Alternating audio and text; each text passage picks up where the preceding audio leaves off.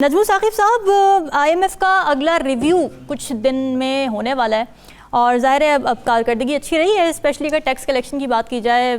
जो एक अहदाफ जो मौजूद थे उससे हमने सरपास किया। आपको लगता है मामला स्मूथ रहेंगे अगले रिव्यू में, या फिर कुछ जगहों पर अभी भी कोई ऐसी फॉल्ट लाइंस हैं हमारी तरफ से जिस पर टफ टाइम दे सकता है आईएमएफ? अगर तो रामीन इकनॉमिक इंडिकेटर्स पे बात हो तो मेरे ख्याल में इस वक्त सूरत हाल पिछले 2 महीनों की सूरत हाल से बहुत बेहतर है। लेकिन अगर आईएमएफ उसमें थोड़ी सियासियात डालेगा और ख़ास तौर पे जो पाकिस्तान का स्टैंड इस वक्त है मशरक़ वस्ता पे और इजराइल पे, और कुछ उसमें सियासियात आ जाती हैं तो शायद कोई 1-2 नई पख जो है वो बीच में डाल दी जाए। मेरे ख्याल में उसूली तौर पे ये जो नवंबर का रिव्यू है ये हमें बड़ी आसानी के साथ ये तय करने की ज़रूरत भी है और हम मेरा ख्याल है इसको कर भी लेंगे। असल चीज़ जो है ना, असल मसाइल कहीं और हैं। और मैं जब देखता हूँ, जब मुझे आईएमएफ की बात करता है कोई और कहता है जी कि आईएमएफ का ये फलाना रिव्यू कैसे होगा, तो मैं सोच में पड़ जाता हूँ कि मैं ये आईएमएफ के चक्कर में पड़ा क्यों।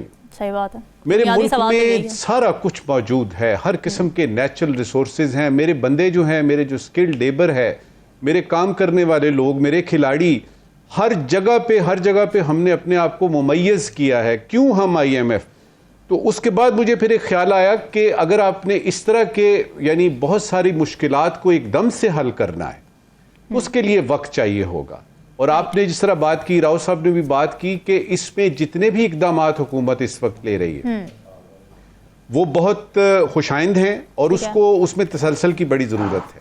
1-2 पॉइंट्स जो है ना वो बताना चाहूँगा कि जब करेंसी को मुस्तहकम करना होता है किसी भी मुल्क ने, मैं बात कर रहा हूँ अब दुनिया की ग्लोबल इकोनॉमिक्स की, मैक्रो इकोनॉमिक यानी हिसाब किताब जो है, ब्रॉडर पर्सपेक्टिव, उसमें 3 चीज़ें करते हैं लोग। अपनी फॉरेन करेंसी के रिजर्व्स को बेच देते हैं, ठीक है, आपकी करेंसी मुस्तहकम हो जाती है। सही। आपके पास अगर सोने का, गोल्ड का कोई खजाना है या कुछ आपके पास स्टॉक्स हैं, आप उसको बेच देते हैं। ये तो हो गए 2 तरीके। तीसरा ये है कि आप फॉरेक्स मार्केट में इंटरवीन करते हैं, मुदाखलत करते हैं। ये तो आया, और ये हमने देखा 1990 की दिहाई में जब एशिया और लातीनी अमेरिका में ये करेंसी का बहरान आया, इन्हीं में से 2-3 तरीकों को उन्होंने करके तो थोड़ा सा हमारे यहाँ जो है वो एक और यानी डायनामिक्स है। और उसमें हमने ये देखा कि सबसे पहले कोशिश ये की गई कि आपके मुल्क में जो सूरत हाल है करेंसी की उसको हम किस तरह ठीक कर सकते हैं। और आपने अभी जो ये बताया है 277.62 यानी 277.62 पे आ गया है। यकीन कीजिए 3 महीने पहले मेरे एक दोस्त ने कुछ डॉलर तुड़वाए और उसने मुझे बताया कि 328 रुपए $1। 2-3 महीनों में हम देख रहे हैं 277.62। इसका क्या मतलब है? इसका मतलब ये है कि ये तसलसल के साथ डॉलर नीचे जा रहा है। और आपने बिल्कुल ठीक ऑब्जर्व किया कि जब डॉलर नीचे जाएगा तो आपके कर्जे तो कम होंगे ही, और उसके बाद बरामदात की भी बात आपने की, वो भी बिल्कुल ठीक है। अब उसके साथ साथ हम निजकारी भी कर रहे हैं, पीआईए का भी हमें पता लग गया, हमने स्मगलिंग के बारे में भी देख लिया कि उसके बारे में भी हो रहे हैं। ये जो सूरत हाल है वो ठीक समत में चलती हुई नजर आ रही है। बिजली चोरी के बारे में मुझे कोई स्क्रीन पे ज्यादा अभी नजर नहीं आ रहा, और मुझे वो बड़े बड़े लोग नजर नहीं आ रहे। देखिए छोटे छोटे लोगों से आपने वो मीटर छीन लिए, इन्होंने कुंडे डाले हुए हैं, इन्होंने मीटर ठीक नहीं लगाया हुआ, कुछ मीटर रीडर पकड़ लिए। वो 3-4 बड़े बड़े लोग भी पकड़े जाए, पता लगे हमें कि हाँ जी वाकई ये जो इकदामात हैं ये वहां तक पहुंचे हैं। और किसी अगर आप 400 बंदों को या 4000 बंदों को पकड़ते हैं जो कि बिजली चोरी कर रहे हैं, उसके बदले में आप सिर्फ 2 बड़े पकड़ लीजिए, वो उनसे 4 या 10 या 50 गुना ज्यादा होंगे। तो मेरा ख्याल है हुकूमत को उस तरफ तवज्जो देनी है। ठीक है। अब ये है कि SIFC की जो बात हमने सुनी, हमारे आर्मी चीफ ने उसके बारे में बाकायदा ऐलान किया, लाहौर में मीटिंग हुई, उसके बाद कराची में मीटिंग हुई, उसके बाद से जो है वो थोड़ा सा ज़रूरत है। और मैं यहाँ पे चाहूँगा कि हमारी जो इस वक्त वज़ीर ख़जाना हैं, जो कि इन मामलात में शायद वो कैमरा शाये हैं या कुछ और वजूहात हो सकती हैं, उनको गाहे बगाहे स्क्रीन पे आना चाहिए। हफ्ते में कम से कम 1 दफ़ा आके, जिस तरह आज यानी निगरान वजीर खारजा थे, वो बता रहे थे कि क्या इस वक्त फॉरेन पॉलिसी है, उनको खुद आके बताना चाहिए, क्योंकि आपकी जो कौम है उसको मुत्तले रखना, क्योंकि जो कुछ भी हो रहा है वो सामने आना चाहिए, और ख़ास तौर पे अगर कोई मुस्बित यानी इकदामात हो रहे हैं तो उनको सामने लाना चाहिए। सही। मेरा ये ख्याल है कि अगर यानी वीकली ब्रीफिंग नहीं होती वजीर खजाना की, तो कम से कम फोर्टनाइटली हो जाए, 15 दिन बाद हो जाए। हाँ। इस वक्त की आखिरी बात, जी हमने ये आइडिया सुना कि हमने अपने हालात ठीक करने हैं, खास तौर पे माशी तौर पे, और वो उसकी कल्मिनेशन थी जो कि जियो इकोनॉमिक्स का नारा लगा आज से 2 साल पहले। जी आइडिया तो आ गया, उसकी तफसीलात भी हमारे सामने आ गई।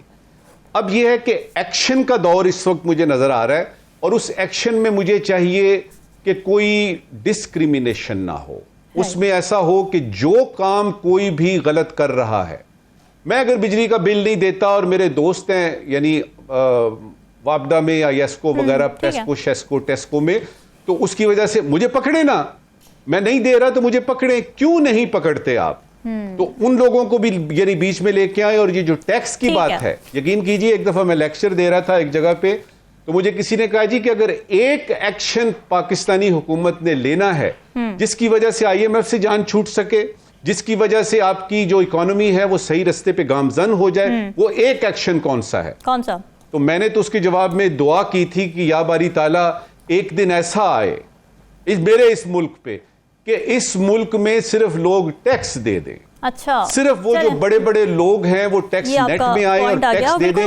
यकीन कीजिए सिर्फ एक इसी चीज से अब ये क्यों नहीं हो रहा? बाबर आजम की कैप्टनसी पे भी कुछ ज़ाहिर सवालात उठ रहे हैं। आप समझते हैं कि उनके पास प्लान बी होना चाहिए था? क्यों इम्प्रोवाइज नहीं कर पाते वो अकॉर्डिंग टू द कंडीशंस?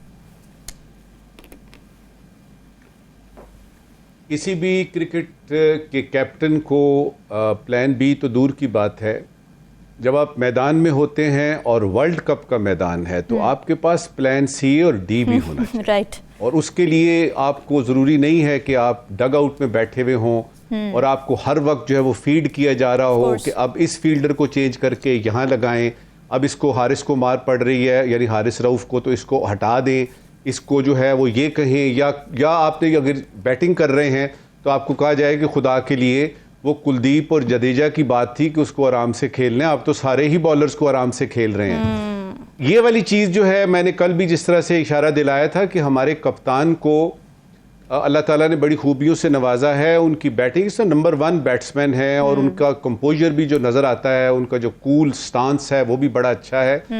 पर सिर्फ ये है कि उनको मौके पे आपने इम्प्रोवाइजेशन का जो लफ्ज इस्तेमाल किया, ये है करेक्ट यानी वर्ड कि आपको इम्प्रोवाइज करना पड़ता है। अब आपको पता लग रहा है कि आपकी बॉलिंग नहीं चल रही, जो आपकी फास्ट बॉलिंग है, तो आप कुछ और सोचे ना। सही बात। आप फौरी तौर पे जो है वो इफ्तिखार को लेके आ सकते थे, और वो इत्तेफाक की बात है कि वो कभी कभी आता है और पहले ओवर में 1 विकेट भी ले लेता है। Exactly. आपको ये सारा कुछ जो करना है, और मैं आपको एक बात यकीन से बताता हूं, जो पाकिस्तान के क्रिकेट देखने वाले हमारे शायकीन हैं जो कि मैदानों में बैठ के और बड़ी बड़ी स्क्रीनों के आगे बैठे होते हैं, यकीन करें उनको ज्यादा पता है।